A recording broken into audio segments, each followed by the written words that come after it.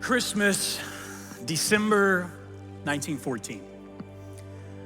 This would go down as one of the most interesting and unique Christmases in all of human history. In fact, one soldier would record in his journal later in life, he said, looking back, I wouldn't have missed that unique and weird Christmas for anything in the world. And what made it so unique is by that point in 1914, the world was 6 months into a war. It's a war that was called the Great War by those who were fighting it. It was called the war to end all wars. We call it World War I. And all across France, trenches were dug miles long and feet deep, and these men were hunkered down in their trenches, listening to bullets fly overhead and bombs explode in the distance while living in trenches like this.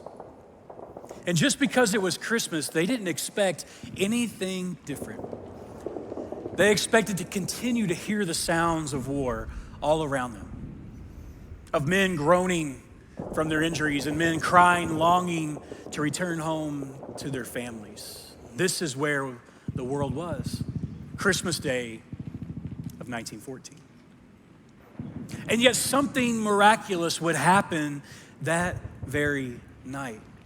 You see, while in those trenches in the still of Christmas Eve, the sounds of war began to fade. And instead of bullets that they hear, they begin to hear voices. They begin to hear voices singing, coming from the opposite trenches. It was a welcome sound, a calm and pleasing sound, something totally different than what they had experienced in the months prior to this.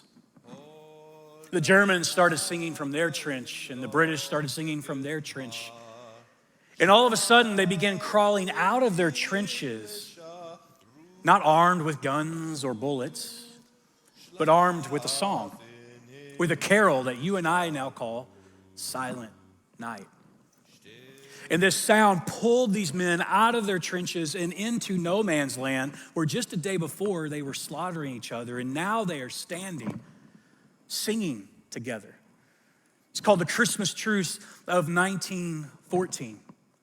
And you see, it was that sound, that silence that was powerful enough to pull men out of their trenches and into no man's land and meet face to face, to look each other in the eyes.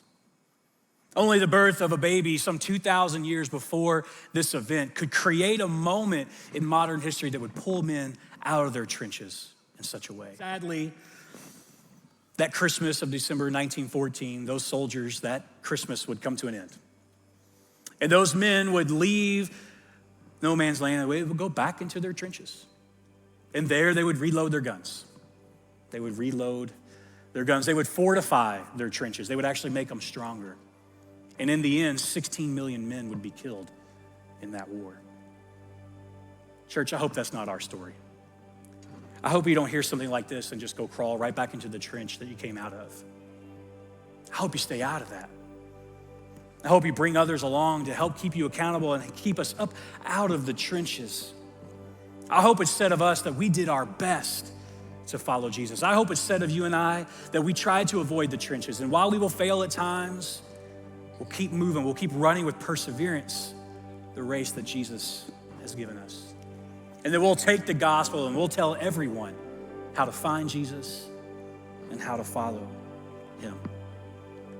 And so I don't know where you are in your journey with Christ. Some of you may be just starting and you're growing, and some of you have been traveling with Jesus for a while, but I want to speak specifically to you if you feel like you're stuck in a trench.